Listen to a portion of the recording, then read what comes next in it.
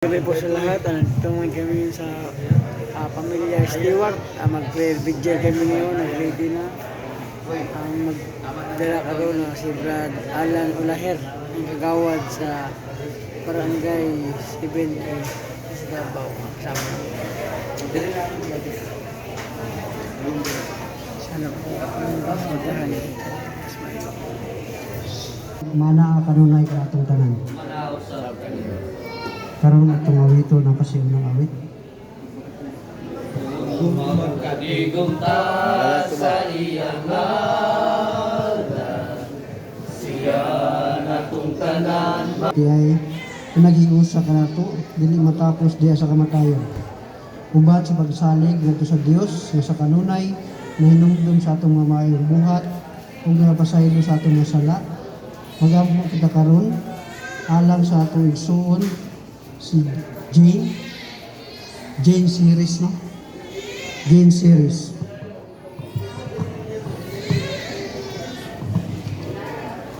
Ginoo nga among Dios, ang kamatayon sa among igsuon si Jane series nagpadayag sa kamatuoran kung sa kamubo ang among kinabuhi ning kalibutan. Apan alang niadtong nagtuo sa imong gugma, ang kamatayon dili matapos ni mao hinungdan sa panagbulag sa pakigiusa mo kanamo. Aniya kami nahiusa sa pagtuog baglaom isip mga sumusunod sa imong anak.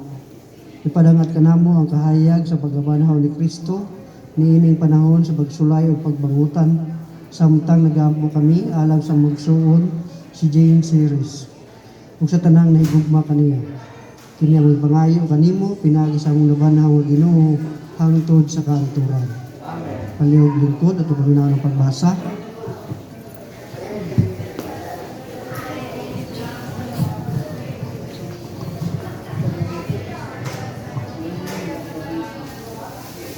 Ginutlo gikan sa kanang sulat ni San Pablo ngadto sa taga Corinto. Kay nasayod kita inig katunas na iyang atong tanong pulianan nga mo atong lawas. Hatagan kita sa Dios pulianan dito sa langit. Usa ka pulianan nga walay katapusan ug siya gayon ang nagbuhat.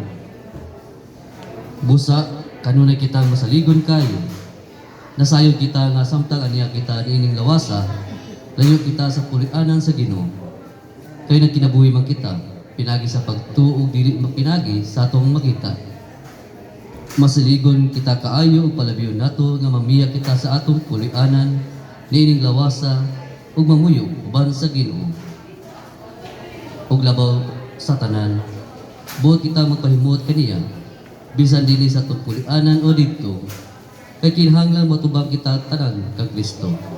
Aron iyang hukman, aron ang tagsa-tagsam kadawat sa angay kaniya, sumala sa iyang nabuhat, maayo o dawtan, dini sa kalibutan. Ang pulong sa Ginoo. Salamat sa Diyos. Salmo responsoryo, ang Diyos sa akong kahayag ug akong panama. Ang Diyos ang kahayag ug akong panahon. Ang Ginoo mao akong kahayag ug akong kaluwasan, kisa may akong kahadlokan. Ang Ginoo mao akong dalangpanan sa akong kinabuhi, kisa may akong kalisangan. Ang Diyos ang kahayag ug akong panahon. Usa ka butang akong ipangayo sa Ginoo, kini akong ipangita nga magpuyo unta ko sa balay sa Ginoo sa tanang mga adlaw sa akong kinabuhi, nga magsudlong unta ko sa kailugmaon sa Ginoo ug mapalandong sa iyang templo. Diyos akong kahayag ug akong panahon. Nagatuwa ko nga makakita ako sa kaayo sa Ginoo dito sa yuta sa mga buhi. Paabuta nga may sugo ng Ginoo, paglikon sa kasing-kasing ug paabuta ang Ginoo. Diyos akong kahayag ug akong panahon. Palimundo ito pasidungang ibagilyo. Ang mga pulong mo o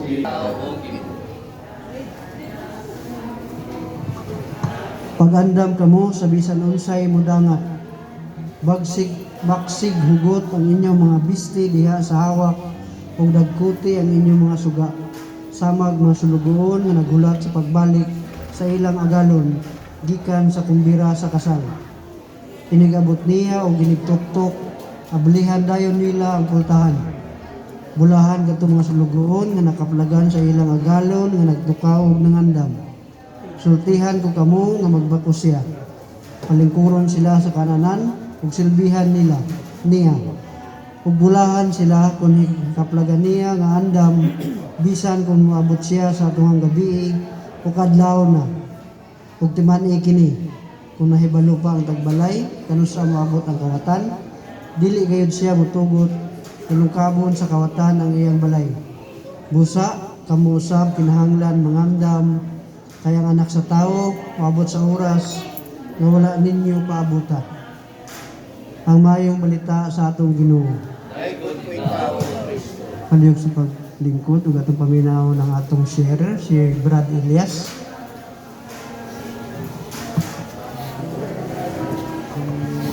Salamat Brad Alan na gabi sa tanan sa makausan nanabudta nagdayeg na pasalamat sa Ginoo dinagi sa kamatayon ni Sister Jean karong gabi una ikaduhang gabi nato pag prayer vigil paghiusa muna igsuon atong tanawon na kining tanan karong gabi una ang Dios may naghanay niini diyan ko na to makita ang Diyos sa pamilya Stewart na nahigugma yun kay ang pulong sa Ginoo sa matag usa kanato makapalasig kapalig ko sa itong pagtuo. Kaya importante gisuon ang realidad karong panahon na. Kaya labi na ang sitwasyon karong pandemic. Magani maski pandemic ang simbahan nagpadayon sa mga puluhaton sama niini na atong mahatag sa atong makaigsuonan mga pagpadayag dili lang kay sa personal kundi sa atong pagtuong Katoliko ano nag-amputa sa atong magsuon na may panaw na abi na kay Sister Jean nga naman nagsuon ang Diyos gugma diya sa gugma sa Ginoo kita nahius sa pagtuon nato karon diya simbahan na mga pag-ampo sama niini paghalad nato kay kung nalangit na si Sister Jean ang atong mga pagkampo dili makawang ihatag kini sa mga kalami kalibutan na sa ilang pamilya. Ina nagsol kay ang pulong sa Ginoo sumala sa Isaiah 55 8:10 mobalik sa yahan na matuman gid kabubuton. Ina nagsol ko padayan sa atong mga pagkampo. Kay ang atong pagtuong Katoliko binase sa balaang kasulatan. Walay pagtulunan ng simbahan na wala gibase sa balaang kasulatan. Kani diya sa Sirach Kapitulo 12, diya sa Sirach Kapitulo 7, versikulo 33, sa pamagatagon sa mga buhi, ayaw kalimti ng matay. Sa ito pa, charity, panghatag. O kapag handom na ito igsuon, matag November 1 o November 2, kalang gitawag na ito na All Saints Day o alala sa mga kalas na igsuon ng kanona. Yan naman, ang paghandom na to diha sa ikadawang Makabiyo, Kapitulo 12, versikulo 46, gingon diha na kung dili pa nagtuo si Judas na mabanhaw ang mga patay, o sa ito kabutang na binuang ug walay kapuslanan ng pagkampo alas na nakamatay. Apan tungod sa Diyos no na hunahuna, si Judas Makabiyo na kayo sa nanda ng tao na nagtuo sa Diyos, makadawat o sa kaganti na kay bulungan. Nagampo si alas na nangamatay kay balaanon o makaluwas ang pagkampo alas na nangamatay ato nga Sister Jane aron kabadbaran sa ilang mga sala. Sa tupagsuon na ayon sa Biblia, balaanon o makaluwas ang pagkampo alas na nangamatay. Pagkat diyan sa mga pagkampo na to, ipadayag sa itong Ginoo na ang pagkampo makatabang yun kay kung si Kristo ang sumbanan sa itong pagtuo, si Kristo ang unang nag-ampo diya sa patay lawas ni Lazaro. Diya sa Biblia ato makita na ang pag-ampo sa itong Ginoo sa patay lawas ni Lazaro, realidad igsuon, si Kristo ang sumbanan sa itong pagtuo.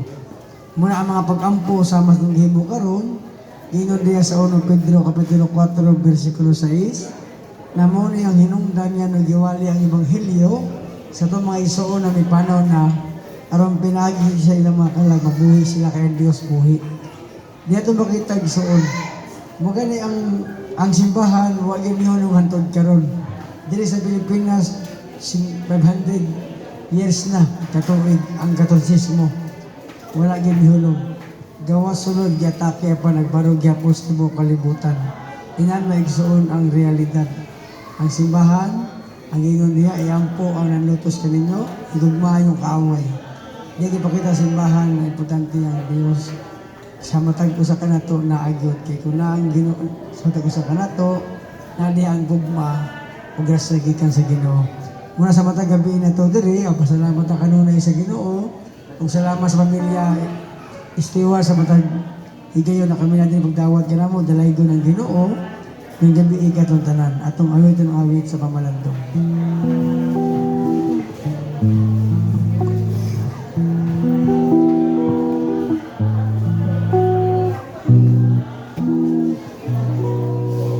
Ayawat ang paglang kunaton palandungon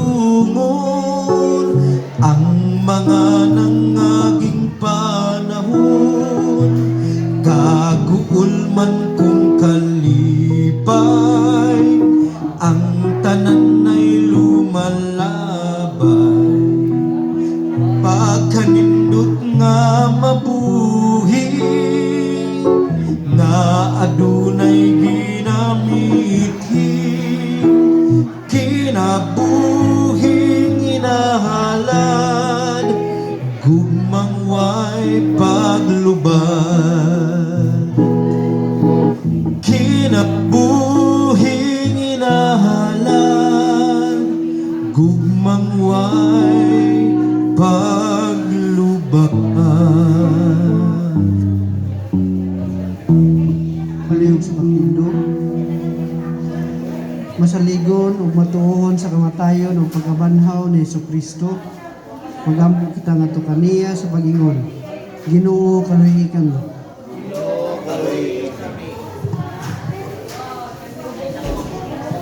Nabanhaw nga Ginoo, ikaw ang sumbanan sa among kinabuhi. Ginoo kaluy kami. Ikaw ang saad ug hulagway sa among pagadangatan. Ginoo kaluy kami. Anak sa Dios nga mianhi aron pagbuntog sa sala ug kamatayon. Ginoo kaluy kami. Pulong sa Dios nga nagapalingkawas kanamo gikan sa kahadlok sa kamatayon. Ginoo kaluy kami. Gilang sa nga Ginoo, gipasagdan sa kamatayon, gibanhaw sa himaya. Ginoo kaluy kami.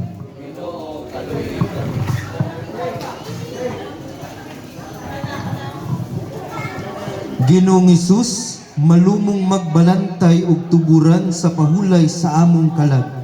Ihatag ang kalinaw nga walay katapusan alang sa mong igsuon na si Jane. Ginoo kaluy kami. Ginoong Hesus, gipanalanginan mo ang tanan nga nagsubo ug mga gisakit. Bendisyoni ang pamilya ni Jane, lakip na ang iyang mga paryente ug higala nga nagkatigom karon.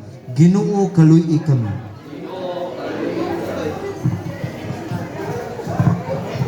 Mga igsoon, ang matuod atong puluyanan ato sa langit. Busa magampo kita sa amahan, sumala sa gitudlo ni Jesus kanato. Pagaygo na imong ngalan, mabut ka namo ang imong ginghariya. Batuman ang imong parabot, ginisayuta na imong sa langit. Ang kalalang namo sa magaladlaw, ihatag ka namo karong adlaw. Kung pasayloa kami sa among mga sala, Ginoo nagasayo kami sa kung dili mo kami ipigilan sa kanulay, Ginoo na kami sa lakas. Ginoong Jesus, among manunubos, himbutan mo ang paghalad sa imong kagalingon ngadto sa kamatayon, aron ang tanan maluwas ug makalabang gikan sa kamatayon ngadto sa kinabuhi. Nangaliw po kami kanimo, upaya ang mga nagsubo karon, ug sa puanga diya sa imo mga mahigugmaong bukton ang amoy igsuon si Jane Series.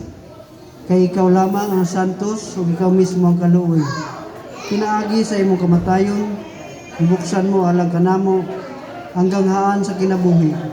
Ginoo, pasayloa si Jane Series sa iyang mga kasalanan, ug ihatag kaniya ang kalipay, kahayag ug kalinaw diha sa imong mahimayaong ingharian hangtod sa kahangturan. Bulahan kadto nga matay diha sa Ginoo, papahulayan unta sila gikan sa ilang kahago ug maguban kanila ang ilang mahayong binuhatan.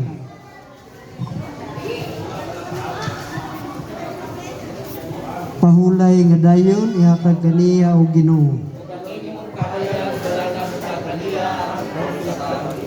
Upahulay unta siya nga malinawon. Hinaot lang iyang kalag ug ang kalag sa tanang mga namatay, pinasikad sa kaluoy sa Dios, upahulay nga malinawon hangtod sa kahangturan.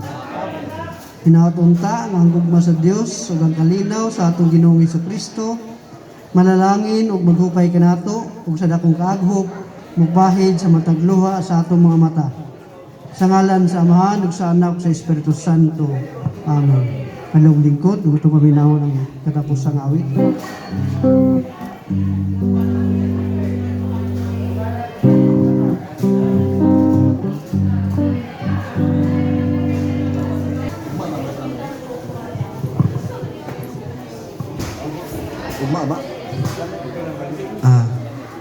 So, daghang kayong salamat no sa pamilya ni Jane, sabay plead ni Stuart. Sa Stuart family, sa inyuhang mainiton nga pagdawat. So, ugma puhon ang katapusan niyang lamay, pero dito na to ihil sa Hermes ba? O sa nadapig nga kan taas. So, ubanan gihapon nato no, ato gihapon buhaton ang rito sa kasaulugan paghangyo sa kalag sa atong igsuon na si Jane. So, ubanan nato ang pamilya, uban sa katilingban sakop sa ato ang parokya, ang San Judas Tadeo. Dalagon ang Dios ug mayong gabi ipag-usab sa tayo. Bago natapos ang mga kasaulugan, pulong. Bago natapos ang mga kasaulugan sa pulong, hindi ko kami yun. Salamat sa patuloy niyo po pagsuporta sa YouTube channel ni Smile and Brad Undo. Ano yun?